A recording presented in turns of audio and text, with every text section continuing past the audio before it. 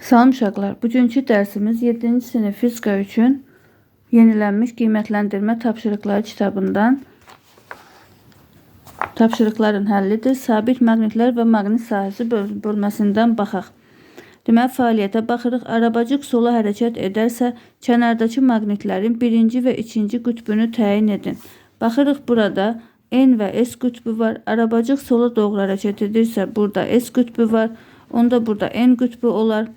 Buradan itələnirsə, burada S qütbü var, burada da N qütbü var.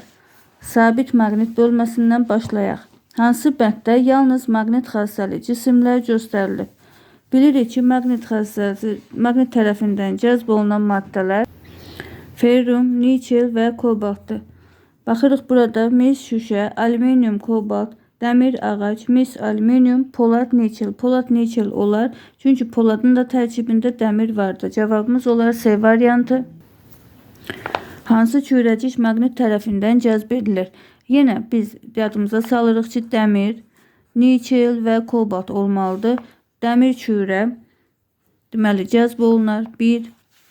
Burada polad kürə, poladın tərkibində dəmir var. Bu da cəzb olunar. Amma sink olmaz. Deməli cavabımız olar 1 və 2. Cavabımız olar B variantı. Diaqramımıza baxaq. Süni maqnit, təbii maqnit. Baxırıq, burada polad cismi cəzb edir. Təbii maqnitlər. Buraya yazarıq 1. Maqnetik adlı filizdir. Deməli, hər ikisində tərkibində ola bilər.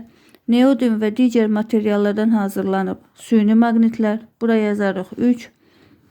Dəmir tozu və kağız parçalarını qarışığını onunla ayırmaq olar hər ikisində. Bura 4 da yazarıq. Maqnit xassəsini uzun müddət özündə saxlayır. Təbii maqnitlər. Burada 5 yazarıq. 3, 1, 5, 2, 4. Cavabımız olar A variantı. Mətni tamamlayaq. Baxırıq, burada cisim maqnit tərəfindən cəzb olunur. Maqnit tərəfindən cəzb olunan burada verilənlərdən nikel və kobaltdır. Onda bura yazarıq. Məsələn, nikel, baxırıq, kobalt 6'dır. Burada 6 ilə başlayan cavabımız yoxdur. Onda nikel yazarıq. Buraya yazarıq 4. Nikel cisim maqnit tərəfindən cəzb olunur. Dəmir və kobalt da maqnit xassəli maddələrdir. Deməli 4, 6. Maqnitin yanına gətirsək, maqnit tərəfindən cəzb edilmir. Cəzb edilmirsə, deməli biz bura mis yazarıq. 5. 5 yazarıq. Maqnit xassəsini uzun müddət saxlayan maddələr sabit maqnitlər adlanır. Bura yazarıq 3. Maqnit xassəsini deməli uzun müddət özünü saxlayan maddələr sabit maqnitlər adlanır. Maqnetik mineralı təbii maqnitdir. 1 yazarıq bura. Neodimdən hazırlanmış maqnitlər isə süni maqnitlərdir. Burada yazarıq 2. Cavabımız olar 4, 6, 5, 3, 1, 2. Cavabımız olar B variantı. Nal şəkilli maqnitin cəzb etdiyi cisim düşmür. Cisim hansı maddədən hazırlanmışdır?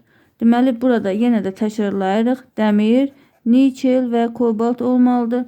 Baxırıq, burada 3 bizə doğru cavabımız. Bir də kobalt 3 və 5. Cavabımız olar Y variantı.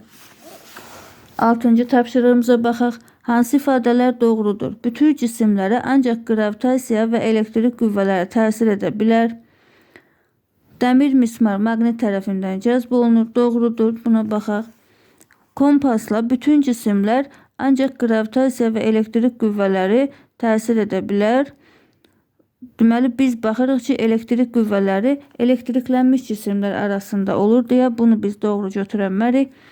Amma kütləsi olan hər bir cisim gravitasiya sahəsi tərəfindən cəzb olunur, ona təsir göstərə bilər. Kompasla yerin qütblərini təyin etmək olar. Doğrudur. Süni maqnitlər müxtəlif həndəsi formada ola bilər. Doğrudur. Bütün qarışıqları maqnitlə ayırmaq olar. Bu yanlışdır. Deməli, cavabımız olar 2, 3 və 4. 7'ye baxaq. Ştativə bərkidilmiş maqnit kütləsi 150 qram olan cismi cəzb edərək onu düşməyə qoymur. Maqnit tərəfindən cismə təsir edən qüvvə ən azı neçə newtondur? Deməli, maqnit tərəfindən cəzb olunursa, onun yerin təsir etdiyi, ona yerin təsir etdiyi ağırlıq qüvvəmiz də var. Ən azından o ağırlıq qüvvəsindən bərabər olmalıdır və yaxud da ondan çox olmalıdır ki, onu düşməyə qoymasın. Ağırlıq qüvvəmizin də düsturunu bilirik. F ağırlıq bərabərdir mg. 150 qramı kütləyə kiloqrama çevirərik, 1000-ə bölərik. 0,15 vur 10. Bu da eləyər 1,5 Newton. 8-ci tapşırığımıza baxaq. Cisimlər və onların hazırlandığı maddələr arasındakı uyğunluğu müəyyən edin. Baxırıq burada şüşə qablarda yalnız maqnit xassəli maddələrdən hazırlanıb. Deməli, yalnız maqnit xassəli, məsələn, bu usta avadanlığımız ola bilər. 1S yazarıq. Yalnız maqnit xassəli olmayan maddələrdən hazırlanıb. Şüşə. Buraya yazarıq. Həm maqnit, həm də maqnit xassəli olmayan maddələrdən hazırlanıb. Çəkic. Məsələn, baxırıq, burası dəmirdəndir, bura taxtadandır. Bura B də yazarıq. Qayçı da ola bilər. D də yazarıq. Yalnız maqnit xassəli olmayan maddədən rezindir. Bu da burada Y yaza bilərik. 9-cu tapşırığımıza baxaq. 40% şüşə olan 300 qram kütləli dəmir və şüşə qırıntıları qarışığı maqnitin köməyi ilə tam ayrılmışdır. Maqnitə yapışan qırıntıların kütləsi neçə qramdır? Maqnitə yapışanlar deməli dəmir olasıdır. Dəmirlə şüşənin birlikdə kütləsi 300 qramdır. 300 qramın 40%-i şüşədir. Onda 300 qramın 40%-ni taparıq. 300-ü vurarıq 40-a, bölərik 100-ə. Bu da bərabərdir. Bunlar da ixtisar gedər.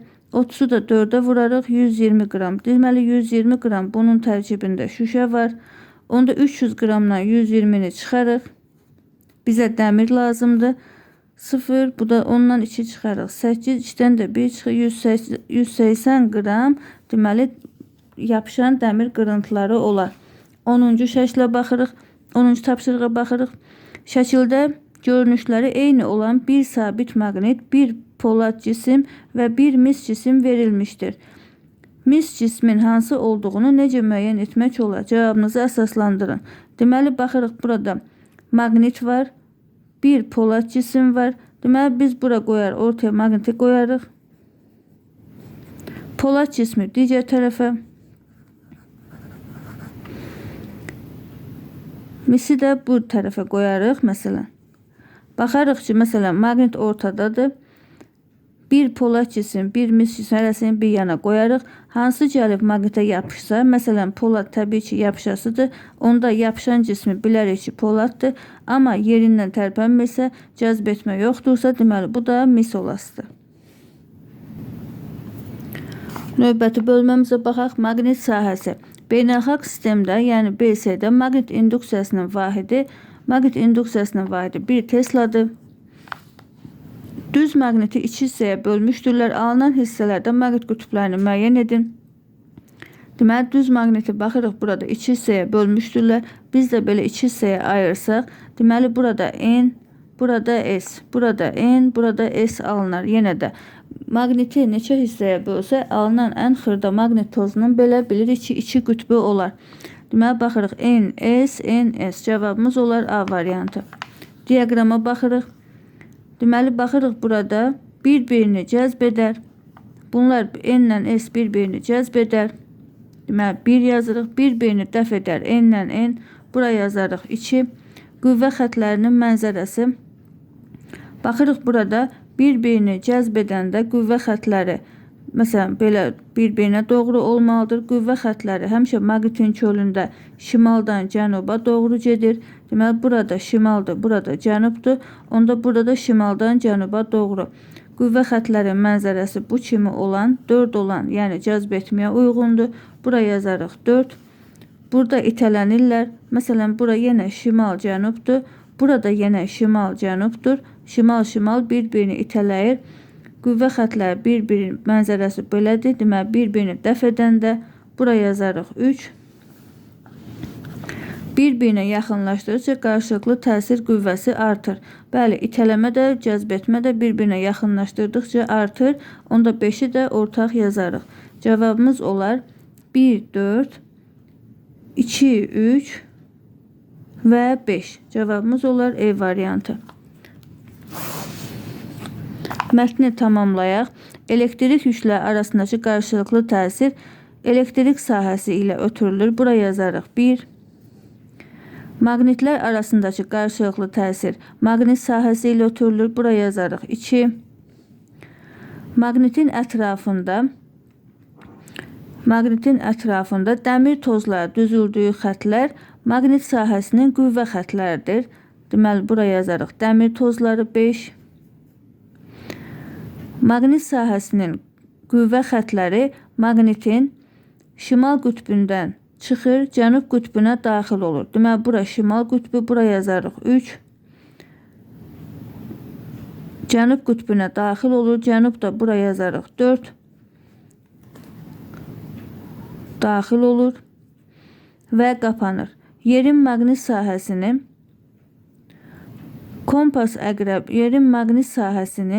baxırıq burada qütbü, coğrafi cənub. Yerin maqnit sahəsinin şimal, bura yazarıq 3. Qütbü, coğrafi cənub.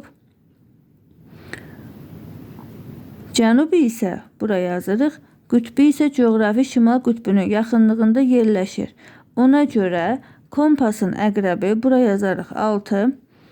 Kompasın əqrəbi həmişə yerin coğrafi şimal qütbünün istiqamətini göstərir. Şimal qütbü, burada yazarıq 3. Baxaq cavabımıza. 1, 2, 5. Baxırıq burada 1, 2, 5, 3, 4, 3, 4, 6, 3. Cavabımız olar D variantı. Maqnit sahəsinin hər hansı nöqtəsində maqnit induksiyasının istiqaməti necə təyin olunur? Hər hansı nöqtəsində maqnit induksiyasının B induksiya vektoru həmişə maqnit əqrəbinin şimal qütbü, məsələn bu maqnit əqrəbidir, bu şimal qütbü, bu cənub qütbü, B induksiya vektoru həmişə kompasın şimal qütbü yönəldiyi istiqamətdə olur. Verilən nöqtədə qüvvə xətlərinə çəkilən toxunan istiqamətdə olur. Deməli cavabımız olar 1 və 3. Nəyin ətrafında maqnit sahəsi mövcuddur? Yenə yadımıza salırıq. Dəmir olsun, nikel olsun və kobalt olsun. Deməli, maqnit sahəsi mövcuddur. Baxırıq burada. Maqnetik kristalın olar. Yer kürəsinin ətrafında da var. Mis qab olmaz, taxta qaşıq olmaz, süni maqnitlər olar. 1, 3, 4. 7-ci tapşırığımıza baxaq. Şəkildə göstərilən tərəzilərin gözlərinə qoyulan bərabər kütləli maqnitlər çəki daşları ilə tarazlaşdırılıb. Birinci və ikinci halda maqnitlər arasındakı qarşılıqlı təsir qüvvələri bərabərdir. M2 200 qram, M3 150 qram olarsa M1-i hesablayın. Deməli, baxırıq burada. Bərabər kütləli maqnitlər çəki daşları ilə tarazlanıb. Deməli, maqnitin kütlələri bərabərdir. M2-yə baxırıq burada. M2 200 qramdır. Deməli, burada 2 maqnitimiz, hərəsi ikisi birlikdə 200 qramdırsa, hərəsi 100 qramdır onda. Burada hərəsi 100 qramdır.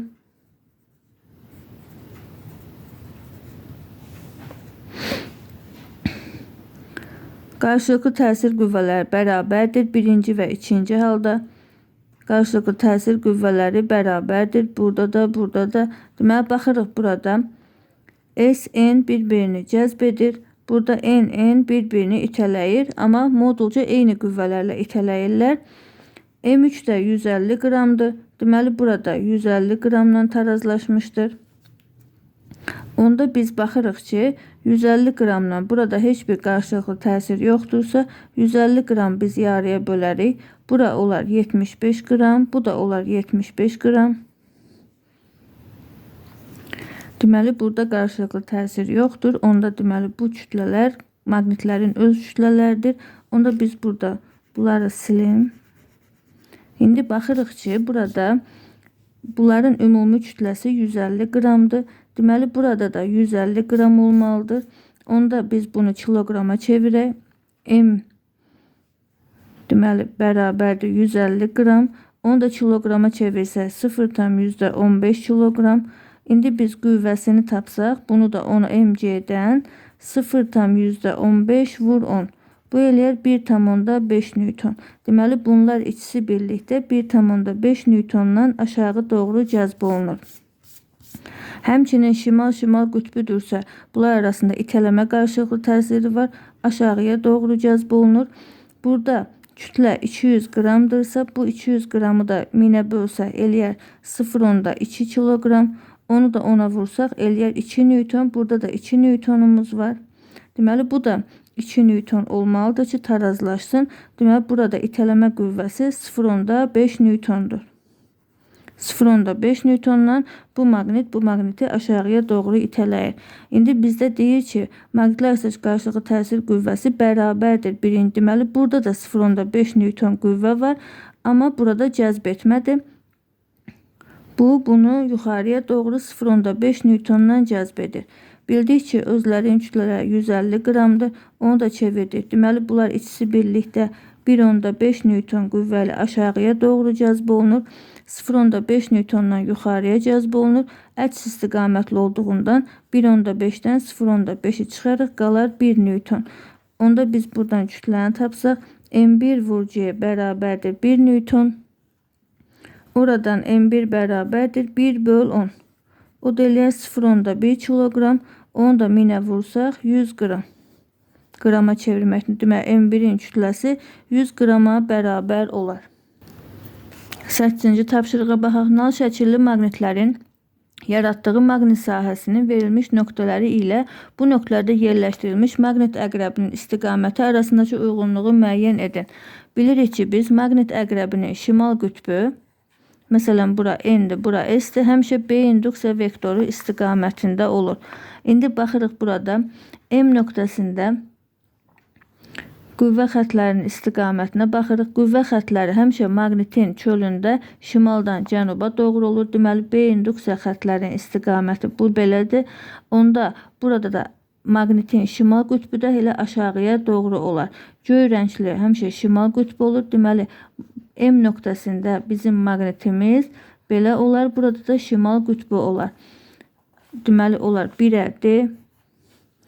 Sonra baxırıq burada K nöqtəsində yenə şimaldan cənuba doğrudur. Onda yuxarıya doğrudur. Onda bizim əqrəbimiz yenə bu istiqamətdə. Burada yuxarıda şimal olar, aşağıda cənub olar. S uyğun gəlir. Deməli hansı nöqtə? K nöqtəsində S şəklində durar. L nöqtəsində yenə şimaldan cənuba doğru gəlir. Onda maqnit əqrəbimiz də bizim bu istiqamətdə durar. Burası şimal, burası da cənub. Deməli burada A uyğun gəlir. L nöqtəsində də A şəklində durar. 9-cu tapşırığımıza baxırıq. Qollu tərəzinin sağ tərəfindən kütləsi 200 qram olan maqnit asılıb və ona mismar yapışıb. Tərəzinin sol gözünün çəki daşı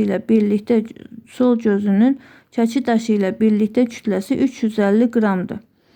Tərəzinin tarazlıqda olduğunu bilərək maqnit mismarı cəzb etmə qüvvəsinin ən kiçik qiymətini hesablayın.